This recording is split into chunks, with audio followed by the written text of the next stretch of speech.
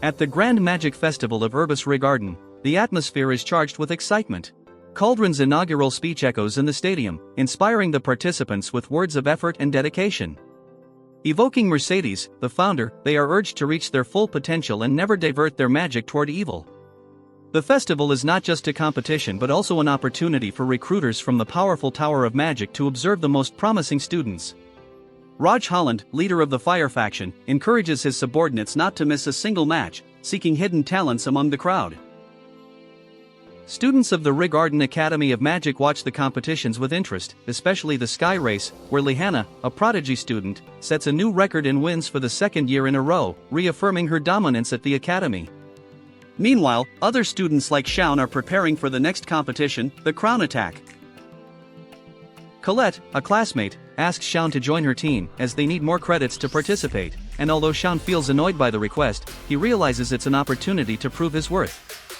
Will, another team member, apologizes for dragging him into the situation, while Shounen can't help but wonder why someone like Will, whom he considers incompetent, is participating in such an important event. The afternoon progresses, and the festival events continue with great anticipation. Mike Mayes, a sixth-year student, comments on the competitions with his usual enthusiasm, while Professor Edward Serfence, known for his severity, joins the broadcast, adding a dose of fear and dark humor to the atmosphere. The grand event of the afternoon is the Crown Attack, where the elf faction recites poetic words about their ancestral home as they prepare their magic.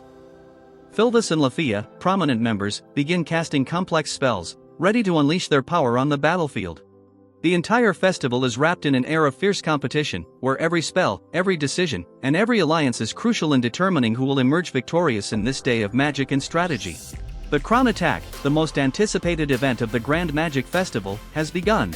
The playing field is vast and dangerous, created by the elves' magic, with zones ranging from volcanoes to meadows. Teams of 3 must advance from the edges of the field toward the center, where a crown awaits the first group to reach it. However, it won't be easy. Traps set by the professors and natural obstacles make every step a challenge. Among the competitors, the teams led by Wignall Linder and Julius Reinberg are the favorites, and the underground bets have them as the top contenders. But there's also Team 6, made up of Shounen, Will, and Colette, who seem to be flying under everyone's radar, until Will Serfort, the so-called Talentless, surprises everyone. Team 6 quickly faces the first obstacle, giant golems blocking their path. While the other teams prepare to face them cautiously, Will charges straight at them, which many consider a suicidal attack. However, at the last moment, Colette intervenes with a magical gauntlet, allowing Will to advance successfully. This move surprises both spectators and commentators. Mike Mayes, the event's narrator, can't believe what he's just witnessed. Will has been the first to get past the golems. As the team advances through the desert lands, Colette uses her powerful magic, invoking a technique called Lorseek Argirath. This spell allows them to overcome traps and obstacles with great speed, something that also impresses the observers. Although many attribute the success solely to Colette, the more attentive, like Professor Edward Serfence, notice that Will is acting with impressive precision. He detects the traps and disables them with agility and efficiency, skills gained from his dungeon experience, surprising even those who underestimated him. Shounen, for his part, watches in silence, angry with himself. His internal thoughts reveal that he has always tried to gain as much strength as possible, but despite everything, he is being surpassed by someone he considered inferior. Frustration consumes him as he watches Will lead the charge on the field. The event has only just begun, but it has already turned into a fierce competition where the unexpected have become the most dangerous. As Team 6 continues to advance with surprising speed, the odds shift, and now all eyes are on them.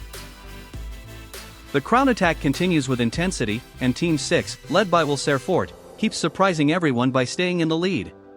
Will, with his reflexes and dungeon experience, manages to disable traps and advance quickly, leading his team through dangerous terrain. Meanwhile, other groups, like Group 8, are frustrated and furious at being left behind by someone they consider the inept. The traps mercilessly eliminate several teams, but Team 6 remains unstoppable.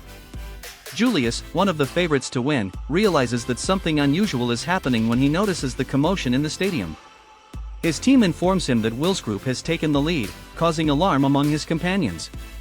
However, Julius remains calm and assures them that he will take care of the situation. Meanwhile, Team 6 reaches the final zone, the Haunted Forest, a dangerous section containing circular traps of dark magic. However, Will, showing his knowledge and skill, disables them with ease, advancing without issue. Professor Edward, responsible for those traps, can barely contain his surprise. Will continues forward, aware that the real battle will soon begin when they cross paths with other teams near the stadium. His plan is to ambush Julius' group, but before they can execute it, something unexpected happens. Shaun, his own teammate, reveals his true intentions. Shaun, full of rage and resentment toward Will, unleashes a devastating magical attack, a flambertalion, creating a shockwave that shakes the entire forest. Will barely understands what just happened, as the trees around him are destroyed by the attack. Colette, worried, shouts at Will to run, but it's clear that Shaun isn't willing to let him escape so easily. Shaun's attack seems to be aimed at both Julius and Will, but surprisingly, Julius appears unaffected by the flame's destructive power.